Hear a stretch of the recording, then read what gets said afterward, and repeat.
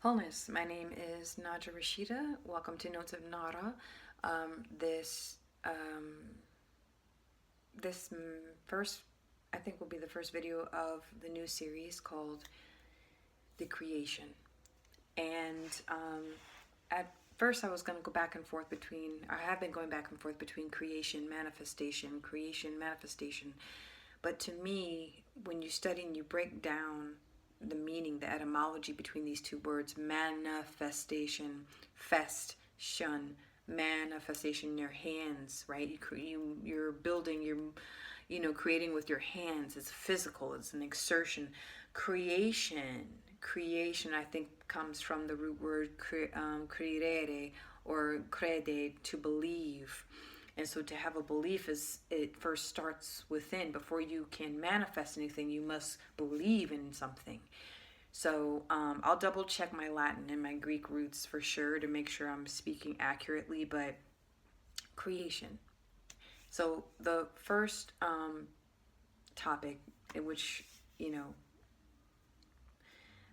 deals with the creation, weakness of attention, and poverty of imagination. This is what keeps us from manifesting. When The Secret, written by Rhonda Burns, I read back in 2008, the summer of 2008, recommended by my father. My father's, into the occult. And so New Thought, reframing your belief system, your paradigm. Really, it's more internal work than external, okay? And so with that, I felt I was new to it. I mean, 2008, I was 20, 19, 19. Yeah, I was 19 going on 20 when I read that book. And I read it again when I was 22. And I also read the follow-up book called The Magic, So anyway, I was exposed to this way of engaging in reality from actually a very young age. I think around 12 or 13, my father exposed me to this. And so anyway, a lot of the time people have this misconception of what manifestation is or creation is. I've had a therapist actually tell me that it was the devil's work. I'm looking for a new therapist, don't worry. Which it is not. But yes, the topic: creation, weakness of attention, poverty of imagination. Without focus and without openness, right, you will remain a character in someone else's story. I have lived both paths of being completely in flow of all that is, not caring for where I was going to sleep, how I was going to eat, how things were going to come to be. That's a very, very, very powerful, yet very challenging space and mindset to have, but I've been there in certain spurts and moments in my life. In some regards, it benefited me. And then I've also practiced where I, was the co-author, co-designer in my life. I say co or co-creator because to completely say that you're the master of all reality and of all things around you, I think you got to be very careful. You have to have a very solid belief system, because that can almost go into the narcissistic frequency, right? And extremely egoic and almost separatist, like you're separate from everything else and everything's separate from you, and you look down on everything else and everything's looking up at you. So being co-creator, it's like you're a co-partner in your life. So weakness of attention, oh man, there's a war on the focus of the human being. Your focus is desired. It is currency for the elite, for everything outside of yourself. Either your focus is going towards a romantic relationship, a career, a spiritual practice, creating something, or your focus is going towards entertainment, your focus is going towards a political rhetoric, your focus is going on to anything and everything outside of yourself. Poverty of in the imagination is limiting beliefs that you can't achieve anything greater than what you have now, that you're stuck in a storyline and you're just there. It's almost like if you think of small town ideology, either you're completely content and you do what's always been done, or you are completely detached and you want to explore beyond the city limits, right? You want to leave town. You sense that there's something greater out there.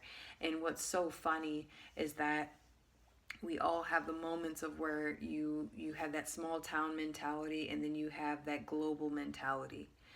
And you can close yourself off and protect yourself in a bubble in a small town, and globally you open yourself to not only successes but failures, and it can take you down places that you never imagined that you'd ever end up. So there's dangers, there's pros and cons to this mindset, right? Both mindset of being completely content with what's right in front of you, not challenging yourself and just living day to day to day to day. And that's exactly, and you thrive in that. Or you're a person that's like, I want to play with my energy. I want to play with the energy in my life. I want to see what my limitations are, or what my weaknesses are, what my strengths are. So we have choices, even though it may feel like we're in a video game with specific rules and laws in place that we must follow. We can play with it. We can play with our energy, because it is our energy alone. Now, I must say this and be very, very clear. You cannot manipulate the energy of other people. Of course, human beings, we do this it's a wide spectrum manipulation is, because we'll do it without even knowing it. We'll do it when we're not even aware that we're manipulating we're manipulating a situation. But I'm talking about those that intentionally manipulate external realities of others, that you're breaking a universal law. That to me is an evil act, the opposite of love. The only energy that you are sole accountable for is your very own, not the energy of others. So play with your own energy. Manipulate your own energy. Energy manipulation is just magic. We do it all the time.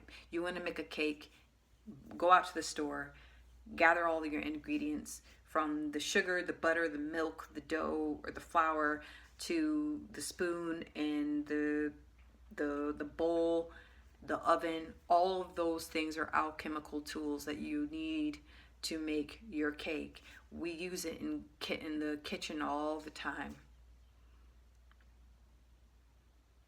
We use alchemy all the time. You want to write a book. You start off with your crede, your idea, your belief. You start to believe in an idea, and that idea formulates into a person or a character or a setting, and then you take your pen and you begin to manifest that idea on paper. Artists, you have an image, a visual image, you begin to paint and you write. A dancer will move and manipulate the energy around them through the rhythm that they hear, and they express that rhythm through their body. An orator, a teacher, someone who speaks in front of people, you'll say certain words and inflections in your voice that will move the human spirit. We're alchemizing all the time. So when people say, that's devil work, I'm sorry, in my personal belief, you're speaking of ignorance. Completely from a space of ignorance and limited belief. That's no on mine. It's not to say anyone's bad or good for that. I'm just saying it is what it is. Alchemy is part of the human existence. We've just been so dumbed down to where we can't apply it to our higher nature We can apply it to our lower nature. Sex. Perfect example. That's alchemy. Man, woman, or whatever you see, however you see fit. But I'm just using man and woman, okay?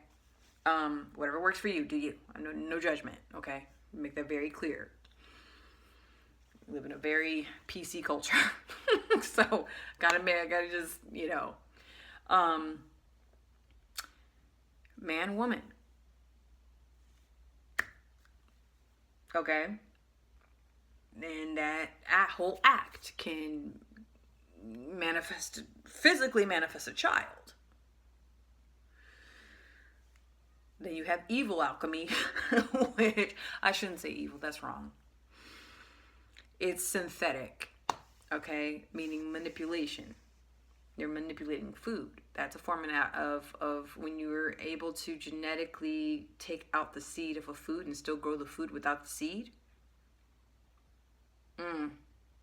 That's alchemy.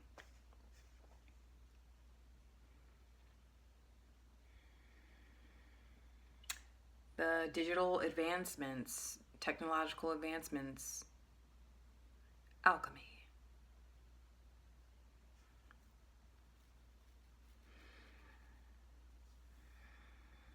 So, I think I just might change the title on this video and call it Alchemy is All Around You, because in order for me to go into the depths of weakness of attention and poverty of imagination, you must understand alchemy and the role it plays in our lives on a consistent basis.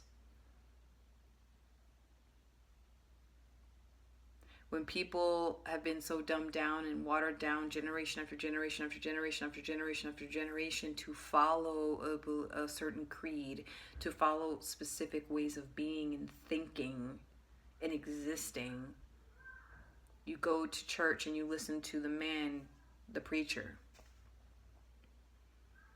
You follow whatever he says for you to follow because he's speaking. He's the manifestation of the voice of God. He's a conduit of God and of Jesus' word, right? Same if you went to a guru. Go to a guru. Alchemy is all around us. Think of this plant. Okay? This plant was once a seed. And through alchemy, it sprouted and grew leaves. Right? Glasses. All the little itty bitty parts. Sterling silver. This metal was manipulated and moved and bent. And conditioned and polished. Formed in a way to fit this very finger. Alchemy. And we can say God, yes. You can say God, there's nothing wrong with that. But this is creation. The ability to create. And the most important thing about alchemy is your belief. Crede, to believe.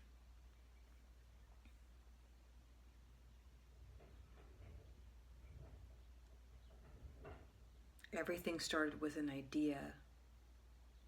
Everything started by a thought. Every little physical thing you see and everything you don't see. The most potent form of creation are the thoughts that govern our life. More than you alchemizing your dreams and your goals, or a mansion, or, a fabulous house, or your dream job, your dream career, your dream lover. The very thing, the unseen rules the seen. And I mentioned this before in one of my other videos.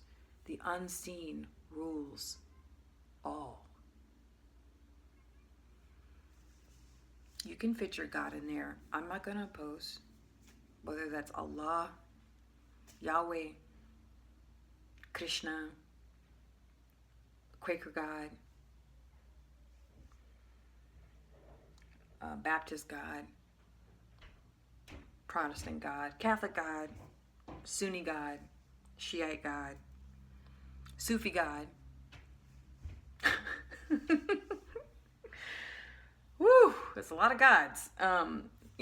Squeeze them in there, all right? However you want to define your existence, fine. But I'm very much into thought science and in the mind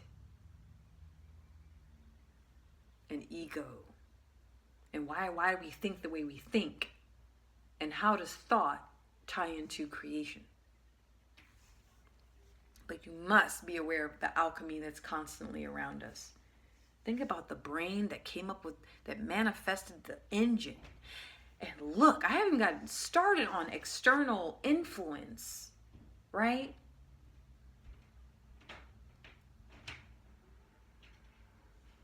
Like, can you imagine the brain, the mind, the soul, the spirit that helped that individual to create an engine?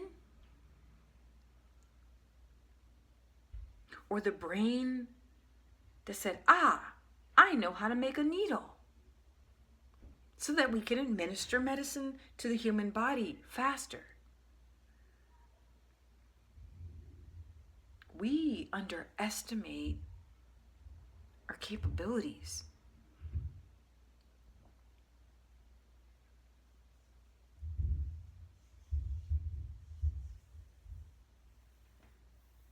Scientists can try to explain why there are trees.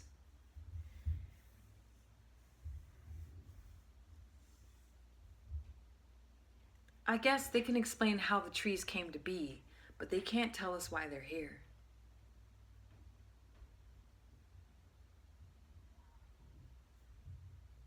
That's with everything.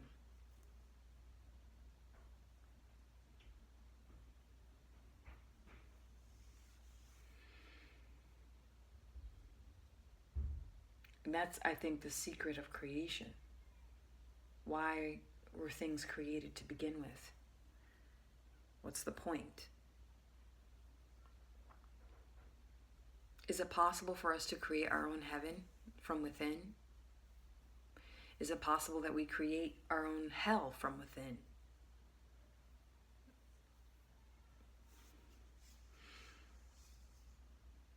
A lot of people believe that Sky Daddy has already created a hell and a heaven for all the bad people and all the good people.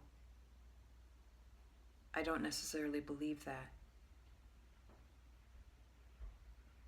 I believe that our beliefs shape our hell and our heaven.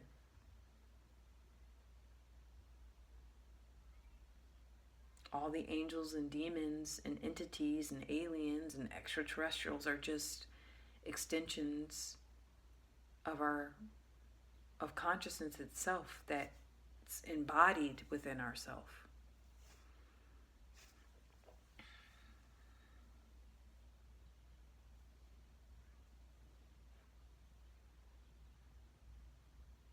I've met some very arrogant people too, very arrogant alchemists.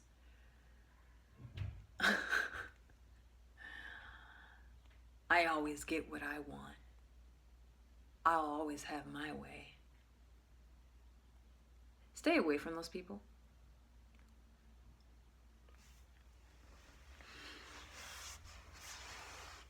Stay away. Far away, if you can. If you can't, observe. Be detached and observe. That is very dangerous. Very, very dangerous way of thinking. Because that type of mindset and that type of thought process, people will cause harm to many people. And it doesn't matter if it's very scorpionic. It's almost like they would they will hurt themselves to get what they will hurt everybody, including themselves, to get what they want. Not good. And you have alchemists that will do anything and everything in their power to master themselves from within, to do the least amount of harm to others. I can get behind that.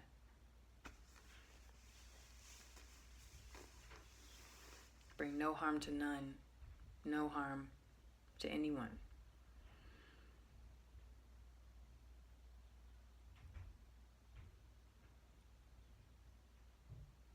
Scientists, humans can explain how water is formed, but they cannot tell us why it's here. They cannot tell us why the sun is here. They cannot tell us why the moon is present at night. Why we... That is what must always humble the alchemist. Anyone that's going to sit and tell you, oh, I know why the sun comes up. I know why the moon shines once a month, the full moon. I know why we breathe. Leave them alone. Run the other way. Just run. Don't walk. Run. Just run. There's some... Look.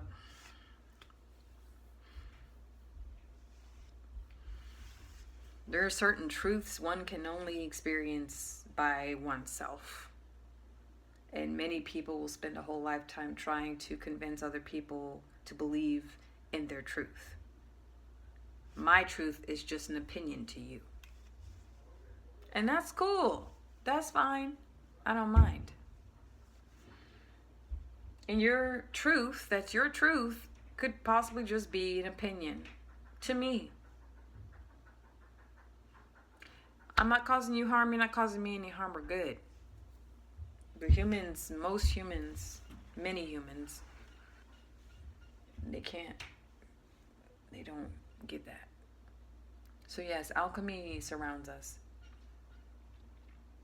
We're constantly creating. We're constantly creating all the time. And we truly, what's so effed up about this is that we truly believe that we can't. The government's keeping me down. Trump's keeping me down. My husband, my wife, my marriage keeping me down. My kids keeping me down. My job keeping me down. Homelessness keeping me down. Hunger keeping me down.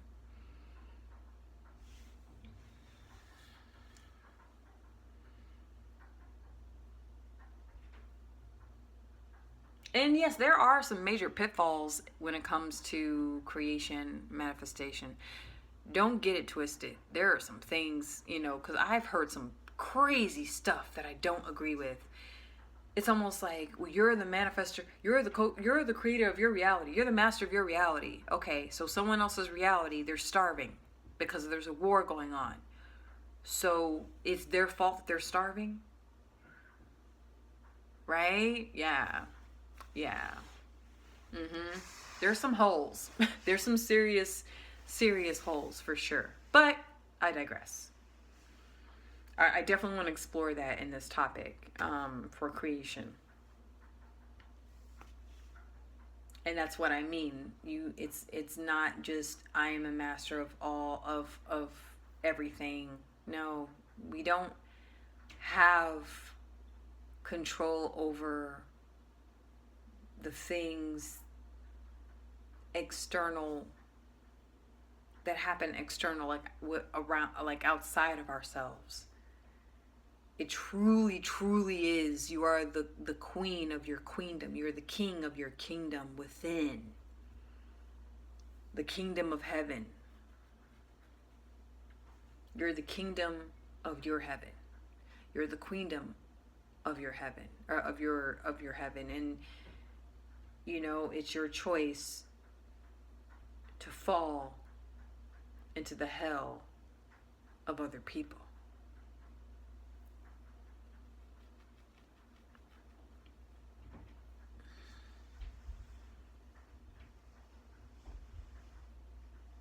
don't have to be victims of circumstance. We undermine the power of perception.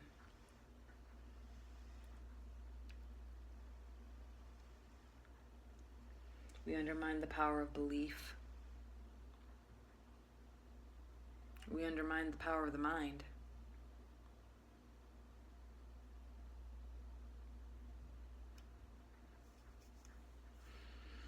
So yeah, may this message find you well and whole. And I am changing the title to Alchemy is Around You. You're practicing it right now. You're gonna, you wanna cook a soup?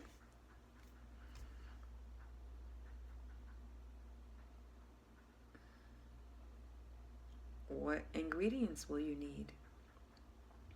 Oh, you have a dream?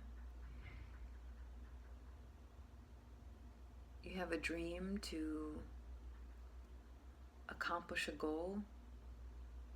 What thought process do you need? What ingredients do you need to birth a thought?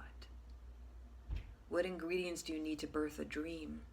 What ingredients do you need to birth a vision?